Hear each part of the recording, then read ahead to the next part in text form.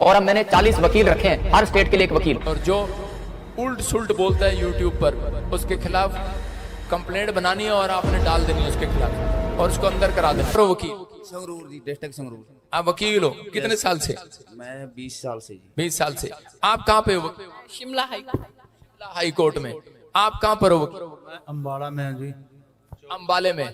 और ये देखो पूरा केबिन। हाथ लाओ वकील, सारे हाथ उठाओ। मैंने कहा था सारे वकील बुलाऊंगा और अपने स्पिरिचुअल सन, और अभी थोड़े से आए नहीं है, अभी और आएंगे। आपको डरने की जरूरत नहीं, हमारे वकील सारी ब्रांचों में सारी जगह पर जाया करेंगे। और जो उल्ट सुल्ट बोलता है यूट्यूब पर, उसके खिलाफ कंप्लेंट बनानी है और आपने डाल देनी है उसके खिलाफ और उसको अंदर करा देना है। अपने हाथों को उठाओ, जोर से तारीफ करो। इस कर और पैसा लेकर वो सिर्फ एक बैठ जाते हैं बुराई करने के लिए, क्या हम इनकी बुराई करेंगे। ऐसे लोगों का निश्चय जब भविष्यता बोलता है तो परमेश्वर सुनता है। यह बात याद रखना, जब मैं बोलता हूं परमेश्वर सुनता है। कि एक चैनल वाला छत्तीसगढ़ में वो क्या कर रहा है, वो भेड़िया नाटक कर रहा है यीशु मसीह के नाम का, और वहां पर वीडियो बना रहा है, छत्तीसगढ़ से कह रहा है कि जी मैं चैनल चलाता हूं और छत्तीसगढ़ में मैं। आइए हम सब अपने हाथों को उठाएं और परमेश्वर का धन्यवाद करें, क्योंकि मैं कहीं और चला गया था अभी थोड़ी देर। पवित्र आत्मा जी, मैं प्रार्थना करता हूं। नॉर्मल सी बात है, जो लोग नहीं जानते वो ऐसी ही बात करेंगे।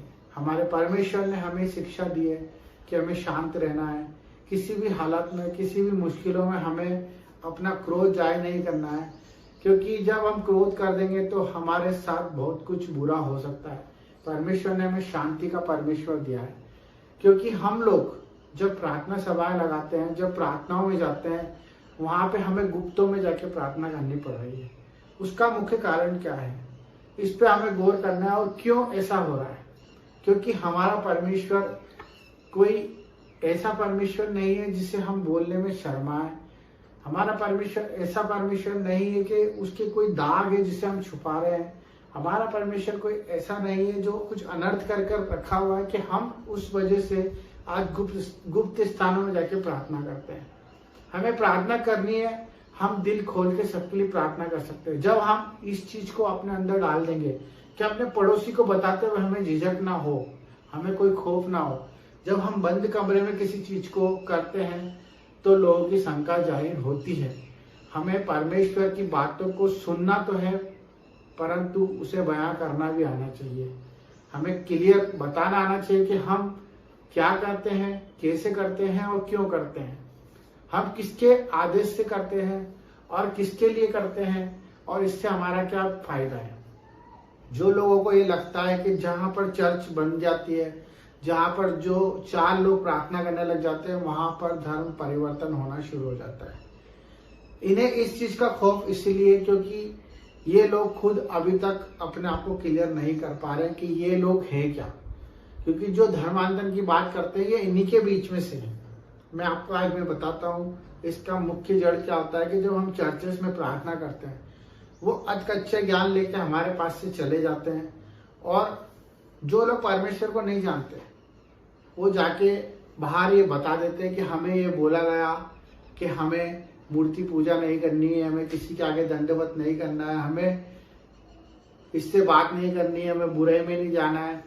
तो ये सब चीजों के उल्टा ही अर्थ लेकर वो लोग चले जाते हैं। तो मेरे भाई बहनों, मैं आपसे रिक्वेस्ट करूंगा कि इस समय में जो भी फादर हैं, चर्च है, पासवान हैं, जो लोग चर्च चला रहे हैं, उन्हें बेखौफ चर्च चलाने का अधिकार है।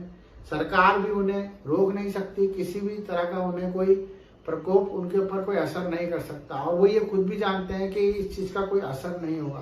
परंतु मैं सिर्फ ये बताना चाहता हूँ कि जो लोग परमेश्वर के अधीन होना चाहते हैं, चर्च में आना चाहते हैं, उनसे सही रीति से शिक्षा दी जाए, और उन्हें सबसे पहले ये चीज समझाई जाए कि आप अगर आ रहे हो तो अपनी मर्जी से आ रहे हो, और अपनी मर्जी से हर एक काम कर रहे हो, और उन्हें ये क्लियर होना चाहिए कि हम जो कर रहे हैं उसमें कोई धर्म परिवर्तन नहीं हो रहा है, ना ही कोई गलत काम करवाया जा रहा है, ना ही उन पर कोई दबाव है, ना कोई प्रेशर है, ना कोई उनसे पैसे मांगे जा रहे हैं, ना ही कोई उनके खिलाफ कोई कदम उठाया जा रहा है, ना उनके परिवार से उन्हें अलग करा जा रहा है, और ना ही कोई उन्हें कोई चैरिटी कर रहा है, ना कोई उनको उल्टी शिक्षा दे रहा है।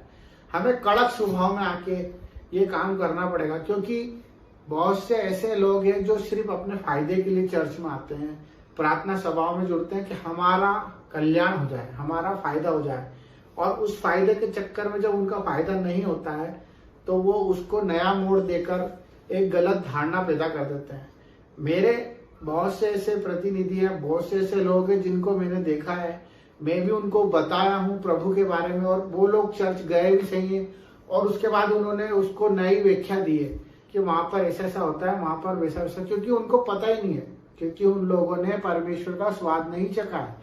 मैं आप सबसे निवेदन करना चाहता हूँ, प्रार्थना करना चाहता हूँ कि आप लोग थोड़ा सा कड़क स्वभाव में आ जाएं, क्योंकि इन्हें लगता है कि परमेश्वर ने हमें सिर्फ शांत स्वभाव दिया, सहन करने की ताकत दी है और हमें सिर्फ चुप रहने का आदेश दिया।